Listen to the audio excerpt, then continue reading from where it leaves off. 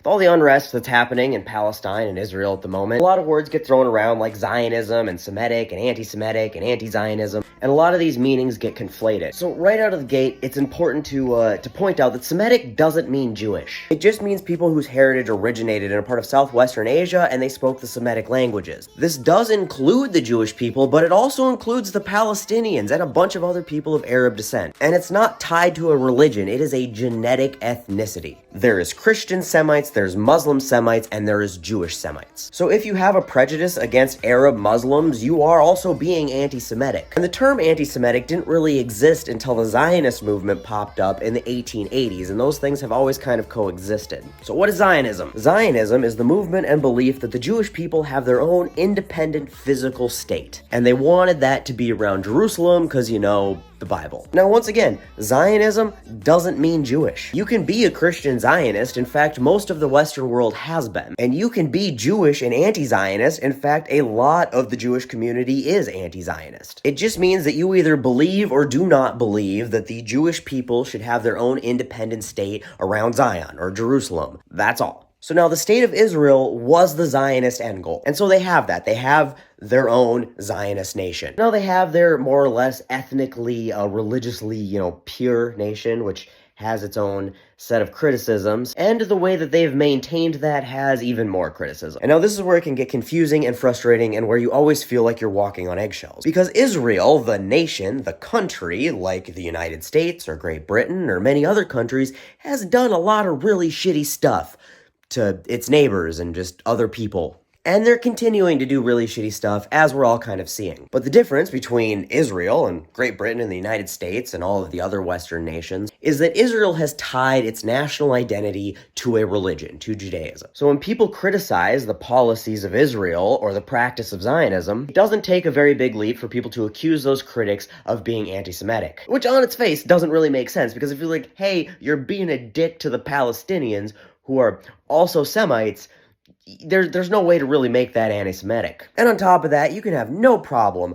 with the Jewish faith, you can have no problem with Jewish people, you can even be a Jewish person actively practicing Orthodox Judaism, and still be critical of the country, the nation-state of Israel, without being hateful or bigoted to anything Jewish. Calling somebody anti-Semitic in an attempt to call them anti-Jewish because they criticize Israel is akin to saying that somebody is racist against people of an Aryan descent if you criticize Nazis. And then being anti-Zionist just means you are against an independent Jewish-based state. So you can be anti-Zionist and not have any bigotry or prejudice towards people of a specific ethnicity or faith. So it's okay, you can and absolutely should be critical of nations doing bad things. And even if that nation is tied to a religion, it doesn't make you anti that religion, it doesn't make you a bigot. It's simply holding a country to the standards that it should be held to. But on the flip side, racists, xenophobes, bigots, they like to get creative and sneaky with their racism and bigotry. And the Jewish people have a long history of being the subject of prejudice and bigotry and,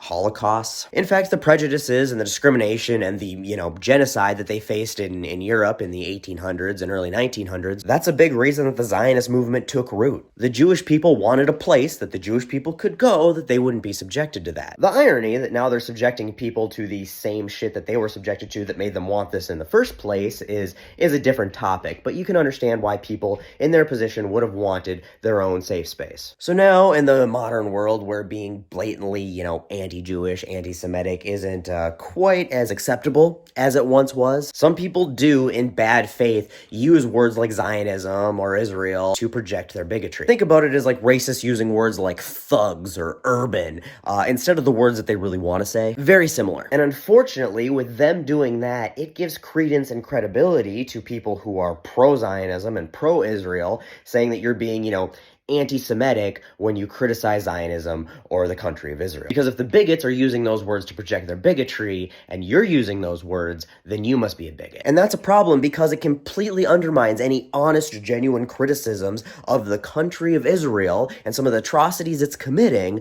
by just being like, nope, you hate the Jews. And that, my friends, is the fucking problem with tying a religion to a government. This is why separation of church and state is so important. So remember, if you are criticizing criticizing the politicians and or the country of Israel based on its actions and its policy, you are not anti-Semitic, you are not anti-Zionist, you are not anti-Jewish. You are just criticizing a country for doing things that a country maybe shouldn't be doing, and that's okay. We should all do that. If you are saying the state of Israel should not exist as a country, as solely a Jewish state, you are anti-Zionist. That is, again, not anti-Semitic, that's not anti-Jewish, that's anti the country of Israel, and there's a lot of good reasons to have those feelings, and as long as none of those reasons are specifically tied to the Jewish faith or the ethnicity of the people that live there, still not being a bigot. Now, if you're just criticizing the brown people from that general area for being the brown people from that general area, then you're anti-Semitic, and that's bad, and you should feel bad. If you believe that, the Jewish people themselves are bad, or the Jewish faith is bad,